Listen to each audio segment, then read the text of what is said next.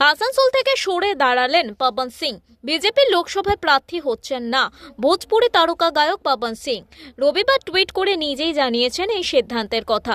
আসানসোলে পদ্ম ফোটাতে ভোজপুরি তারকা গায়ক পবন সিংকে প্রার্থী করেছে বিজেপি।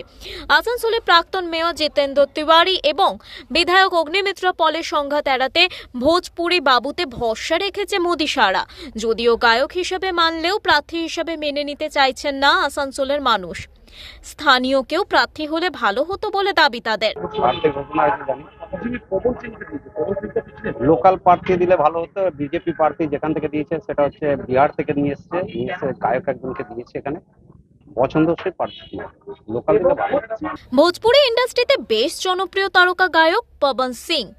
তার গানে কোমর দোলায় 8 থেকে 80 সব বয়সের সঙ্গীত প্রেমী।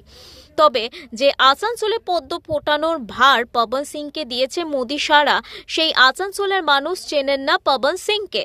হ্যাঁ, সিঙ্গার পার্টি কি মনে হচ্ছে ভালো হবে? সেটা তো যদি হয় তাহলে বিহারের উন্নতি হবে, আমাদের এখানে আসানসোলে কি হবে?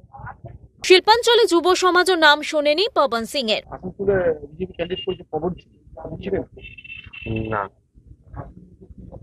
ছিলেন না?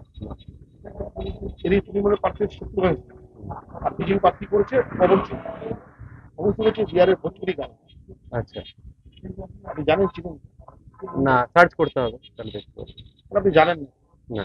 এদিকে পবন সিং এর বিরুদ্ধে মুখ খুলেছেন আসানসোলের প্রাক্তন বিজেপি সাংসদ বাবুল সুপ্রিয়। টুইট করে রাজ্যের পর্যটন মন্ত্রী তার অভিযোগ জানিয়েছেন পবন সিং নারী বিদ্বেষী। তার গানের মাধ্যমে বাঙালি নারীদের উদ্দেশ্যে কুরুচিকর গান বাঁধেন তিনি।